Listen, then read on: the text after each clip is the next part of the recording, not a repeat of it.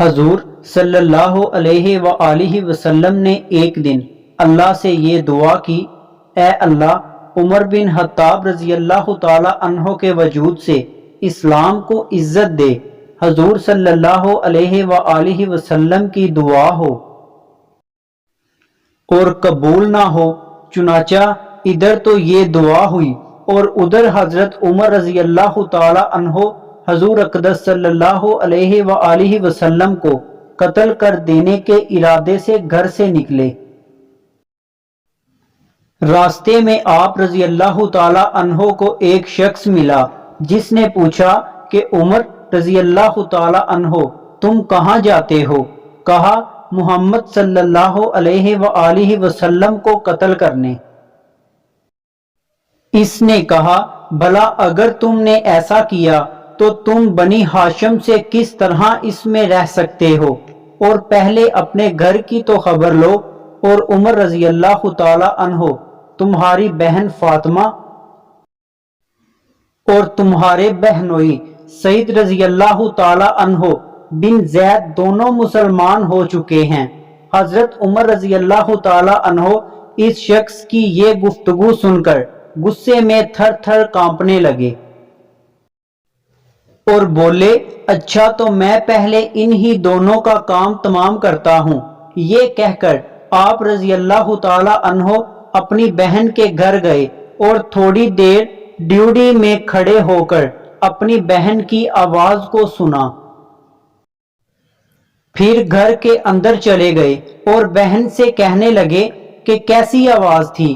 اس وقت حضرت عمر رضی اللہ تعالی عنہ کی بہن کے گھر میں ایک شخص بیٹھے ان کی بہن اور بہنوئی کو سورۃ طٰہٰ پڑھا رہے تھے۔ انہوں نے جوں ہی حضرت عمر رضی اللہ تعالی عنہ کی آہٹ پائی فوراً مکان کے ایک گوشہ میں چھپ گئے۔ جب حضرت عمر رضی اللہ تعالی عنہ نے غضبناک لہجے میں یہ الفاظ کہے تو آپ رضی اللہ تعالی عنہ کے بہنوئی حضرت سعید رضی اللہ تعالی عنہ کہنے لگے عمر رضی اللہ تعالی عنہ بھلا اگر ہم حق پر ہوں تو بھی آپ رضی اللہ تعالی عنہ ہمیں برا سمجھیں گے۔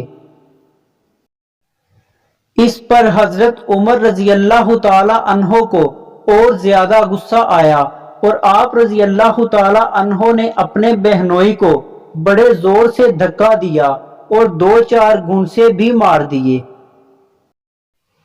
آپ رضی اللہ تعالی عنہ کی بہن فاطمہ اپنے شوہر کی یہ کیفیت دیکھ کر بڑی بے تابی سے اٹھی اور بھائی کو خاوند سے علیحدہ کیا،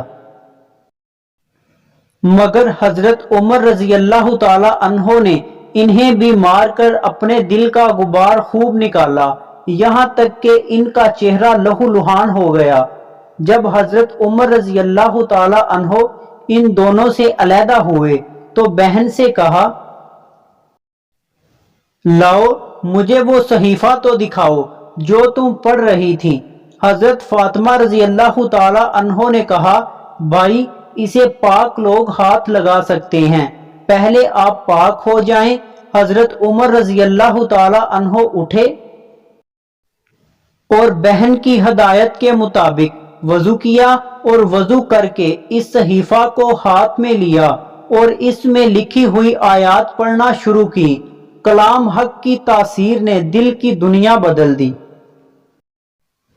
اور آپ رضی اللہ تعالی عنہ نے اسی وقت باچشم تر فرمایا مجھے فوراً محمد صلی اللہ علیہ وآلہ وسلم کے پاس لے چلو۔ حضرت عمر رضی اللہ تعالی عنہ کی گفتگو سن کر ان صحابی رضی اللہ تعالی عنہ کو جو آپ رضی اللہ تعالی عنہ کے بہن اور بہنوئی کو تعلیم دے رہے تھے اطمینان ہوا اور اندر سے نکل کر کہا عمر رضی اللہ تعالی عنہ تمہیں بشارت ہو کہ میں نے جناب رسول اللہ صلی اللہ علیہ وآلہ وسلم کو فرماتے سنا ہے کہ آپ جناب الہی میں یوں دعا کرتے ہیں الہی عمر بن خطاب رضی اللہ تعالی عنہ کے وجود سے اسلام کو عزت دے۔ اس کے بعد حضرت عمر رضی اللہ تعالی عنہ حضور صلی اللہ علیہ وآلہ وسلم کی خدمت اقدس حاضر ہونے کو چلے۔ دروازے پر دیکھتے ہیں کہ حضرت حمزہ اور چند آدمی کھڑے ہیں۔ ان لوگوں نے حضرت عمر رضی اللہ تعالی عنہ کو دیکھا تو ڈر گئے، اور حضرت عمر رضی اللہ تعالی عنہ کی دہشت ان پر طاری ہو گئی۔ حضرت حمزہ رضی اللہ تعالی عنہ نے کہا، خدا تعالی اگر حضرت عمر رضی اللہ تعالی عنہ کے ساتھ بھلائی کرنا چاہتا ہے تو اسے اسلام کی ہدایت کرے گا، اور اگر خدا نے اس کے علاوہ کوئی دوسری بات چاہی ہے تو عمر رضی اللہ تعالی عنہ کو قتل کر ڈالنا ہم پر کوئی مشکل نہیں ہے۔ حضور صلی اللہ علیہ وآلہ وسلم کو حضرت عمر رضی اللہ تعالی عنہ کے آنے کی خبر پہنچی تو آپ صلی اللہ علیہ وآلہ وسلم باہر تشریف لائے اور ان کے کپڑے کو پکڑ کر فرمایا، عمر رضی اللہ تعالی عنہ کیا تم اب بھی باز نہ آؤ گے؟